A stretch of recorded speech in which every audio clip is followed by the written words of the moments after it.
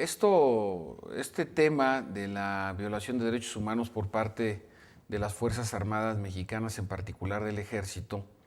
tiene que verse en un contexto mucho más amplio que las puras denuncias, sea por organizaciones no gubernamentales como Human Rights Watch o bien por organizaciones no gubernamentales mexicanas, y desde luego difundidas algunas de estas denuncias en medios tan influyentes como es el Washington Post. Es importante señalar que estos señalamientos críticos se dan de manera simultánea con una petición por parte del presidente de la Comisión Nacional de Derechos Humanos para que el gobierno de la República modifique su estrategia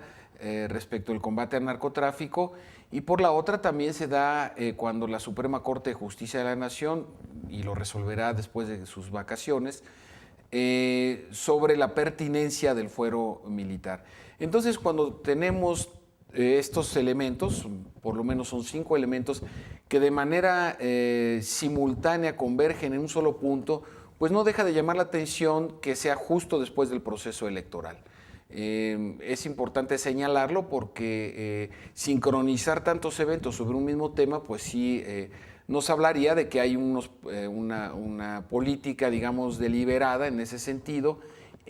para hacer estos señalamientos críticos. En otros espacios he tenido la oportunidad de señalar que la sobreexposición de las Fuerzas Armadas, en la medida en que su formación, su adiestramiento y la filosofía misma de las Fuerzas Armadas no es el trabajo para detener microbuses en la costera Miguel Alemán e interrogar a los pasajeros. Los instrumentos de trabajo de los soldados en México y en cualquier parte del mundo es la violencia y las armas que se utilizan para matar. Entonces, el estarlos utilizando en otras actividades que indudablemente era necesario hacerle frente al narcotráfico, pero que también es indudable también que en la medida en que se vaya prolongando esto, pues evidentemente la sobreexposición afectará a un patrimonio que me parece que es de todos los mexicanos, que es la confianza que se le tiene a las Fuerzas Armadas y en particular al Ejército mexicano. Ha llegado el momento, me parece, de lo que un concepto que es muy reciente, de muy reciente utilización en las ciencias sociales, que es la gestión política de la defensa nacional. Pero no la defensa nacional como una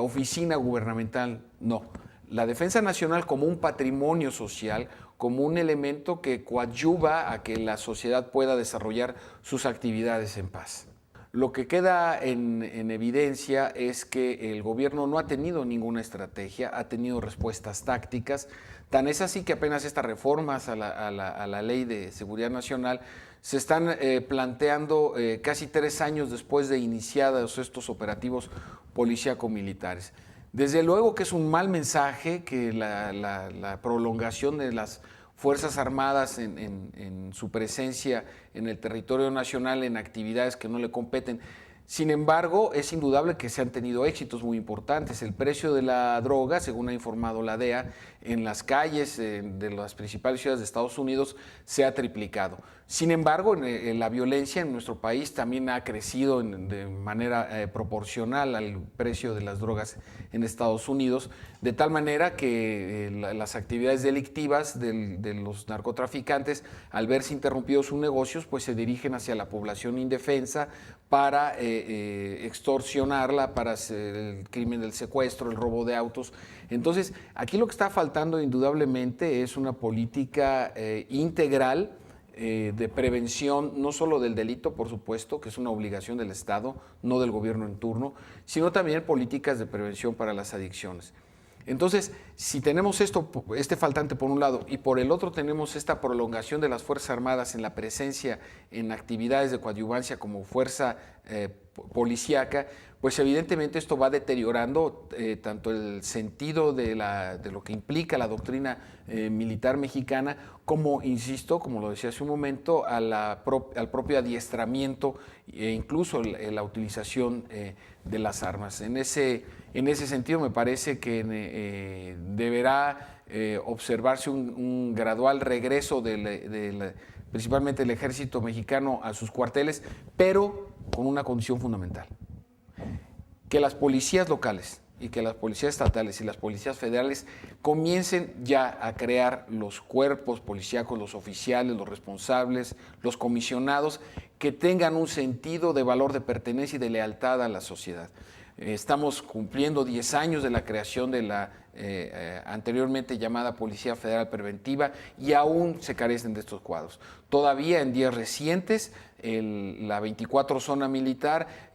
ocupó las instalaciones de la Secretaría de Seguridad Pública en Cuernavaca, la capital del estado de Morelos. Es decir, mientras no exista la creación de policías confiables, responsables en sus tareas de prevención del delito, no podremos pensar en el corto plazo en el repliegue de las Fuerzas Armadas, principalmente del Ejército Mexicano.